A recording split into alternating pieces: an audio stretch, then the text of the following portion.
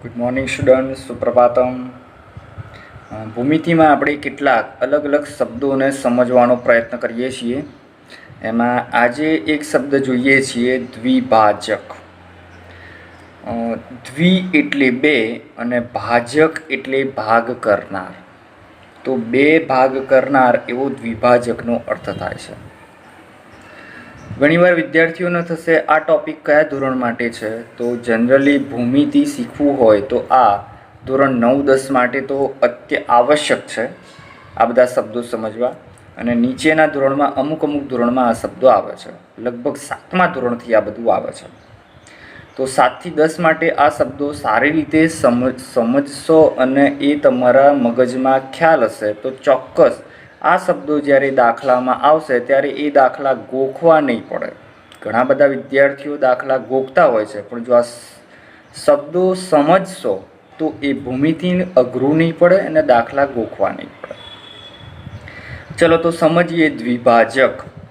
ફરીથી જરા ગુજરાતી વ્યાકરણ પણ સારું આવડશે ને. ઘણીવાર એવું લાગે કે ગુજરાતી વિષય બહુ કામનો નથી અથવા તો ભાષા છે, ચલો ઓછી તૈયારી કરીએ તો ચાલે, પણ એવું નહીં. દરેક વિષયની કંઈક આગવું મહત્ત્વ છે. ગુજરાતી અને સંસ્કૃત ઉપર જો સારી પકડ હશે તો તમને વિજ્ઞાન પણ સારી રીતે વાંચતા આવડશે. ઘણા વિદ્યાર્થીઓ 9મા 10મામાં આવ્યા હોય છે, પરંતુ એમને વાંચતા નથી આવડતું. આ બહુ શરમજનક વાત છે. વાંચતા એટલા માટે નથી આવડતું કે એમને ગુજરાતી સારી રીતે નથી આવડતું. એટલે હંમેશા ભાષાને પણ એટલું જ પ્રાધાન્ય આપો જેટલું મેથ્સ સાયન્સને આપતા હોય છે. અને આપણી જે આમ કહેવાય દેવોની ભાષા, માતૃભાષા તો ચલો આપણે ગુજરાતના છીએ તો ગુજરાતી છે, પરંતુ દેવોની ભાષા કહેવાય સંસ્કૃત, જેને આપણે બહુ જ ભૂલી ગયા છીએ. જો સંસ્કૃતના પણ તમને શ્લોકોનું ઉચ્ચારણ સારી રીતે આવડે અથવા તો ના આવડે પણ જેવું આવડે એવું કરો તો ધીમે ધીમે ઉચ્ચારણ શુદ્ધિ થશે તમારી.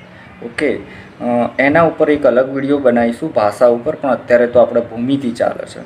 એટલે ભૂમિતિમાં તમારે કોઈ પણ ચેપ્ટર શીખવું હશે તો આ પાયાના શબ્દો જો સારી રીતે તમને ખ્યાલ હશે તો તમે એ દાખલા સારી રીતે ગણી શકશો. અને આ ઘણા બધા શબ્દો એ તમારા દાખલામાં આવશે.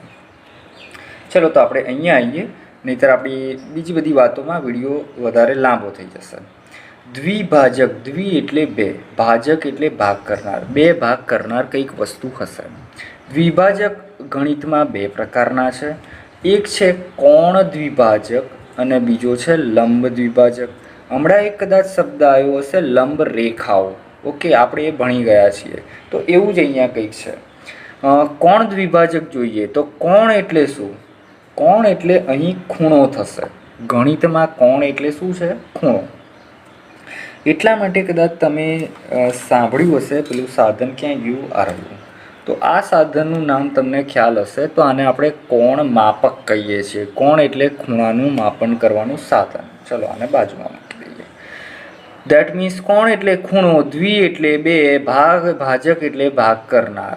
કોના ભાગ કરશે? ખૂણાના બે ભાગ કરનાર. સિમ્પલ આ શબ્દ ખબર હોય એટલે તમને ખબર પડે ભાઈ ખૂણાનો જો ભાગ કરતું હશે તો એને કોણ દ્વિભાજક કહેશે. પાછા દ્વિ એટલે બે અને એ હંમેશા સમાન ભાગ જ હશે. બે ભાગ કરનાર તો ખરા પણ કેવા? સમાન. ઓકે, તો ખૂણાના બે સમાન ભાગ કરનાર. ઓકે, સમાન શબ્દ હોવો અત્યાવશ્યક છે. અને બીજું લંબ દ્વિભાજક, દેટ મીન્સ રેખાખંડના. ધ્યાન રાખજો, રેખાના નહીં, કારણ કે રેખાને તો માપી જ ના શકાય.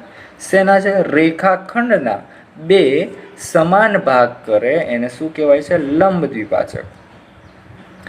તો રેખાખંડના બે સમાન ભાગ કરે એવું, અને પાછા કેવા? 90 અંશે સમાન ભાગ કરે. બે સમાન ભાગ કેટલા અંશે કરે? 90 અંશના ખૂણે કરે. એ અત્યાવશ્યક છે કારણ કે લંબ શબ્દ છે એટલે 90 અંશ હોવું જરૂરી છે. ચલો સૌથી પહેલાં જોઈએ કોણ દ્વિભાજક એટલે કોણ એટલે ખૂણો તો જોઈએ પહેલાં. તો ખૂણો હંમેશા બે કિરણોથી બને છે. અહીં તમને બે કિરણ દેખાતા હશે. ઓકે, એક આ કિરણ છે અને એક આ કિરણ છે. કિરણ એટલે એક એનું શિરોબિંદુ હોય. શિરોબિંદુ એટલે બિંદુ જસ, અને બીજી બાજુ તીરની નિશાની હોય. ઓકે, તો અહીં બે કિરણ છે, એના નામકરણ આપી દઈએ. બરાબર, આમ તો ફૈબા નામ પડે પણ હું અહીંયા એના નામ આપી દઉં છું. જે આપવું એ અપાય. ધારો કે અહીંયા કહી દઈએ છીએ કોઈક બિંદુ એ, આ જે શિરોબિંદુ છે એનું બી, અને અહીંયા કંઈક કહીએ છીએ સી. ઓકે, ચલો તમને આ કયું કિરણ દેખાય છે? તો ઘણા લોકો કહેશે કિરણ એ બી. તો એ બી નથી, આ કયું કિરણ છે? બી એ કિરણ છે. ધ્યાન રાખજો, એનું જે શિરોબિંદુ હોય ને ત્યાંથી તીર તરફ જવાનું. શિરોબિંદુથી ક્યાં જવાનું? તીર તરફ. તો આ કિરણ બી એ છે અને આ કિરણ કયું છે? બીસી છે. ઓકે, રેખાખંડમાં અને રેખામાં ગમે તે નામ કરો તો ચાલે, એ બી કહો કે બી એ કહો, કિરણમાં એ ચાલે નહીં. આને બી જ કહેવાય, આને બીસી જ કિરણ કહેવાય. ઓકે, હવે તમે આના વચ્ચે જોશો તો કંઈક આ ખૂણો છે. શું છે? ખૂણો. એટલે ખૂણો હંમેશા કેટલા કિરણોથી બને? 2 કિરણોથી. આ ખૂણાને માપતા પણ શીખી જઈએ. તો એના માટે શેનાથી માપીશું? કોણ માપકથી. કોણ માપકની ફરીથી હમણાં મેં દર્શાવ્યું હતું, આ જે બિંદુ હોય એ બી ઉપર રાખો. તો આપણે જસ્ટ આ રાખી દીધું. પણ શું એને આ રીતે રાખીએ? તો કે ના ભાઈ, આ જે 180ની અથવા તો 0ની લાઈન છે એ કોના ઉપર રાખીશું? આના ઉપર. તો એના ઉપર રાખીએ અને સાથે સાથે બી પોઈન્ટ પણ આ ધ્યાનમાં રાખીએ. ઓકે, તો આ થઈ ગયું. હવે ઘણા લોકો જ્યારે માપે છે ત્યારે કન્ફ્યુઝન થઈ જાય છે કે સાહેબ અમારે કયા લેવા? અહીંયા તો 2 બતાવ્યા છે, 10, 20, 30 વાળા પણ બતાવ્યા છે, 180, 170 ઉપરવાળા અને નીચેવાળા 2 માપ બતાવ્યા છે. તો આ કિરણ તમે જોશો તો અહીંયા કંઈક આના ઉપર આવે છે. તો હવે આને 120 કહેશો કે 60 કહેશો? ઓકે, આમાં પણ વિદ્યાર્થી કન્ફ્યુઝ હોય છે. તો હંમેશા તમે જે આ કયા તીરથી, આ તીરથી લીધું છે તો આ તીર કયા ઉપર છે? 0 ઉપર. હંમેશા 0થી મપાય, 180થી મપાય નહીં. ક્યાંથી મપાય? 0થી. તો 0 પછી જુઓ તો આ નીચેની લાઈન ઉપર જોતા જાઓ તો કેટલું છે? 60. દેટ મીન્સ આ ખૂણો કેટલો છે? 60નો. એ દર્શાવવા માટે જસ્ટ આ રીતે અહીંયા લખી શકાય. કેટલાનો ખૂણો? 60 અંશ. ઓકે, અને એના ઉપર અંશનું નિશાની કરી છે. કોકને એવું થાય કે સાહેબ મારે અહીંયાથી માપવું હોય તો કશો વાંધો નહીં, ત્યાંથી પણ માપી શકાય. ચલો આને આ રીતે રાખો. બરાબર, આ બિંદુને ક્યાં રાખો? જ્યાં ખૂણો માપવાનો છે એનું શિરોબિંદુ ઉપર. તો એને આ રીતે રાખ્યું. ઓકે, હવે આ લાઈન જે 0ની લાઈન થશે, કઈ લાઈન થશે? 0ની. એ શેના ઉપર રાખવાની? આ કિરણ ઉપર રાખો. તો આપણે આ રીતે રાખી દીધી છે. ઓકે, હવે આ તમારું કિરણ અહીંયા આવ્યું. હવે આ જો કયું માપવાનું? 0થી માપવાનું. આપણે અહીંયાથી માપીએ છીએ તો આ 0થી ગણો. 180 વાળું તો ગણાય નહીં. 0થી ગણો તો આ કેટલું થયું? 60. એટલે તમે કોઈ પણ રીતે માપી શકો છો. તો આ ખૂણો માપતા શીખ્યા. આપણી વાત હતી કોણ દ્વિભાજક. એટલે આ ખૂણાના હવે કેટલા સરખા ભાગ કરવા છે? 2 સરખા ભાગ કરવા છે. તો 60 હોય તો કેટલાના થશે? 30. ઓકે, તો અહીંયાથી બીજું એક કિરણ એવું દોરો કે આના કેવા ભાગ કરે? 2 સરખા ભાગ કરે. તો જસ્ટ અહીંયાથી હું બતાવી દઉં છું. આ ફરીથી આ તીર ઉપર રાખ્યું અને 60 હતા તો મારે અડધા કેટલા થશે? 30 થશે. તો આ 30 ઉપર હું અહીંયા દર્શાવું છું. ઓકે, આ બિંદુ અને અહીંયા એક આપણે લાઈન ડ્રો કરીએ છીએ બીથી આ 30 વાળા ખૂણા પરના બિંદુ ઉપર. ઓકે, તો આ બી તો નામ છે જ, અહીંયા એક નામ આપી દો, ધારો કે BX. તો આ કિરણ BX એ આ ખૂણા બીનો કોણ દ્વિભાજક છે. ઓકે, અથવા તો દ્વિભાજક છે. ક્લિયર થાય છે? દેટ મીન્સ કિરણ BX આ ABCના ભાગ કરે છે. ઓકે, તો જસ્ટ થોડુંક આને વિગત લખી દઈએ કારણ કે ઘણા બધાને ખૂણો લખતા દર્શાવતા નથી આવડતો. તો જુઓ, આ કયો ખૂણો છે? પહેલાં તો B. 60 વાળો કયો ખૂણો છે? B. તો ખૂણો B બરાબર, અથવા તો ખૂણાને આ રીતે પણ લખી શકાય. ખૂણો 3 અક્ષરમાં, આ 1 અક્ષરમાં નામ છે, 3 અક્ષરમાં ABC. કયો ખૂણો? ABC. જે ખૂણો દર્શાવીએ શિરોબિંદુ એ વચ્ચે રાખવાનું, અથવા તો લખી શકાય આ બાજુથી CBA. બરાબર. કેટલું માપ છે આનું ભાઈ? 60 અંશ. ઓકે, હવે અહીંયા થોડુંક રહી ગયું મારે.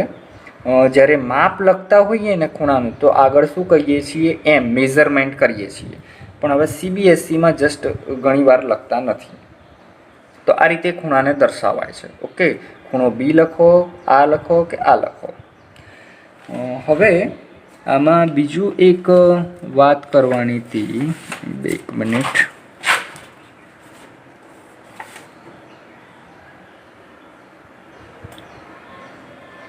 બીજી એક વાત હતી. ઓકે, આ ખૂણો દર્શાવતા આવડી ગયો. તો 3 અક્ષરમાં આ 3 અક્ષરમાં પણ દર્શાવી શકાય, 1 અક્ષરમાં. હવે હંમેશા જ્યારે અહીંયા જોશો તો એક કિરણ બીજું પણ આવી ગયું છે. ધેટ મીન્સ આ ખૂણાના ભાગ પડી ગયા છે. ત્યારે આવા 1 અક્ષરમાં દર્શાવવાના નહીં, ત્યારે હંમેશા 3 અક્ષરમાં દર્શાવવાના. હવે તમારું જે કિરણ BX છે એ ખૂણા ABCના શું કરે છે? ભાગ. તો કિરણ BX એ ખૂણા Bનો કોણ દ્વિભાજક છે. કયું? કિરણ BX. ખબર પડી? તો આ ખૂણાના કોણ ભાગ કરે છે? કિરણ BX. માટે આ BX શું છે? કોણ દ્વિભાજક. શું છે? કોણ એટલે ખૂણાના દ્વિભાજક છે, બે સરખા ભાગ કરે છે. હવે તમે જ્યારે એ માપશો ત્યારે આ ખૂણો તો 60નો છે, પણ આ જે ખૂણો રહ્યો, હું જસ્ટ આ 60 અત્યારે ભૂસી કાઢું છું.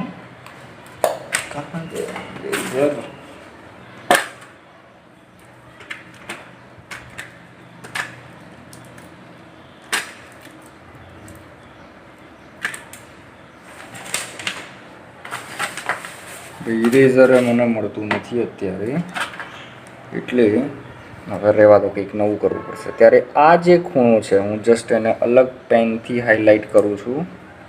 બરાબર. આ તો આખો ખૂણો હતો આટલો, ખ્યાલ આવે છે? અને બીજો આ રહ્યો ખૂણો.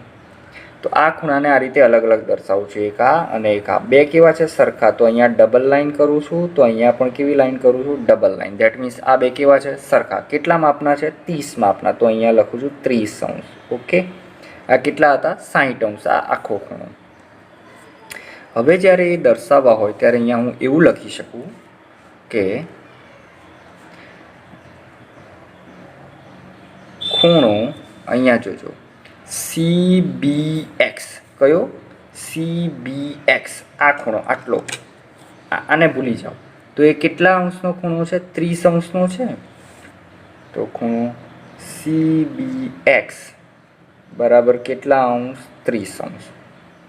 સાથે સાથે જોશો XBA એટલે આ ઉપરનો ભૂલી જાઓ. ઓકે, પણ અંધારામાં દેખાતું નથી, પ્રકાશ આવે છે એટલે કાર્ડ કિધર ગયા, આને ભૂલી જાઓ. ઓકે, તો આ શું છે? XBA. આને ખૂણો એકલો B અત્યારે લખી શકાય નહીં, કારણ કે આમાં ઘણા બધા B આગળ ખૂણા પડે છે. તો કયો છે?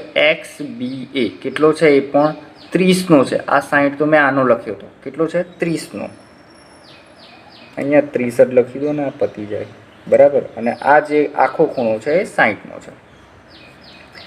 તો બીજો તમારો અહીંયા ખૂણો લખી શકાય XBA. XBA એ કેટલો છે? 30 અંશનો. ઓકે. આ બંનેને ભેગા કરીએ છીએ.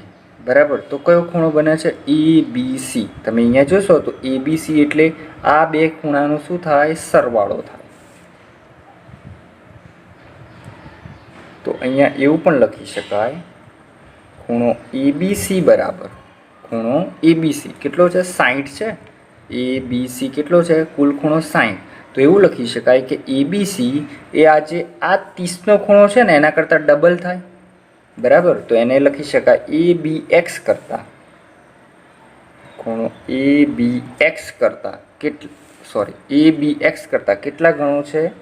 2 ગણો છે આગળ. કે અથવા તો એવું લખી શકાય કે ખૂણો ABC એ કોના કરતાં? તો જે ઉપરનો ખૂણો રહ્યો XBC એના કરતાં 2 ગણો છે. XBC કરતાં 2 ગણો છે. ઓકે. અને ABX શોધવું હોય તો આ બે ભાગાકારમાં જતા રહે. બરાબર. આ વસ્તુ જ એવું હશે તો દાખલો આપણો આવશે ત્યારે એ વખત ફરીથી આપણે સમજાવીશું. તો જસ્ટ આ રીતે આ કોણ દ્વિભાજક છે. હવે લંબ દ્વિભાજક પણ સાથે સાથે જોઈ લઈએ.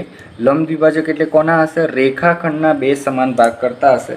તો આપણે જસ્ટ એક રેખાખંડ દોરી દઈએ છીએ. આને તો પહેલાં થોડુંક આપણે ઓકે, આ રેખાખંડ નથી દોર્યો. હવે ધારો કે અહીંયા આપણે એક રેખાખંડ બતાવી દઈએ છીએ. બરાબર, રેખાખંડ એટલે એમાં અંત્ય બિંદુ હોય, બે બિંદુ. આના નામ આપી દઈએ છીએ એ અને બી. એને માપી લઈએ તો કેટલા માપનું છે? બરાબર 5 પોઈન્ટ જેટલો થાય છે, એટલે કંઈ નહીં, આપણે 6નો કરી દઈએ. કેટલો? 6નો. તો એ બી બરાબર 6 સેમી. હવે એ બીના આપણે બે સમાન ભાગ કરવા છે. કેટલા? બે સમાન ભાગ કરવા છે. તો એ બીના બે સમાન 6 છે, એટલે કેટલા? 3ના ભાગ થઈ જશે. એટલે 3 ઉપર તમારું અહીંયા કોઈક એક અન્ય રેખા અથવા તો રેખાખંડ આવશે. ઓકે, તો આ બિંદુએ આપણે કોઈક એક રેખાખંડ દોરીએ છીએ. હવે અહીંયા જોવા જેવું છે. ધારો કે આ એક રેખાખંડ છે એ અને બી. કેટલા સેમીનું છે? 6 સેમીનું. આ ધારો કે એના ભાગ કરે છે. હવે આના ભાગ તો કોઈક રેખાખંડ આવી રીતે પણ કરી શકે. બરાબર, ભાગ કરે છે ને, એના અહીંયાથી ટુકડા કરે છે. ઓકે, તો શું આ રેખાખંડ આને લંબ છે? અહીંયા 90નો ખૂણો બનાવે છે? ના, ભાગ કરે છે સરખા, પણ 90નો ખૂણો બનાવતો નથી. તો આપણે એવા ભાગ કરવા છે કે જે 90ના ખૂણે હોય. બરાબર, કેટલા? 90ના ખૂણે, અને પાછા એના ભાગ કેવા થતા હોય? સરખા. દેટ મીન્સ આ પણ 3 સેમી, આ પણ 3 સેમી. ઓકે, તો કંઈક એવું કરવું છે. તો અહીંયા આખું એ બી 6 સેમી છે. અહીંયાથી જ્યારે ભાગ કરતો હોય ત્યારે આપણે ફરીથી કોણ માપકથી એ દર્શાવી શકીએ.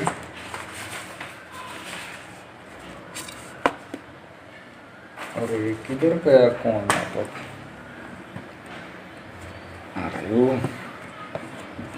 ફરીથી આને આ રીતે તમે દર્શાવી શકો છો. અહીંયાથી 0 લઈને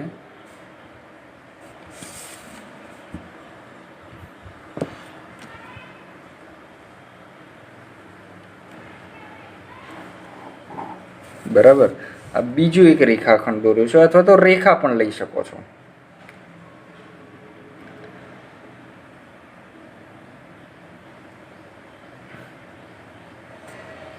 ચલો રેખા લઈ લઈએ. બરાબર, એનું નામ આપી દઈએ છીએ એક્સ અને વાય.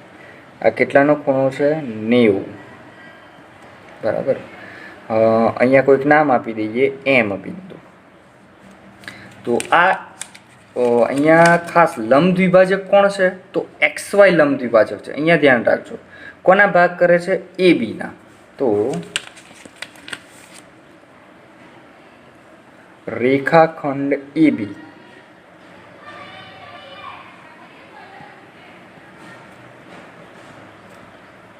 ની લંબાઈ 6 સેમી છે. કેટલી? 6 સેમી છે. એને લખી શકાય એ બી બરાબર 6 સેમી. ઓકે, હવે રેખા એક્સ વાય એ રેખાખંડ એ બીનો, અહીંયા થોડુંક શબ્દ લખીએ, રેખાખંડ એ બીનો શું છે?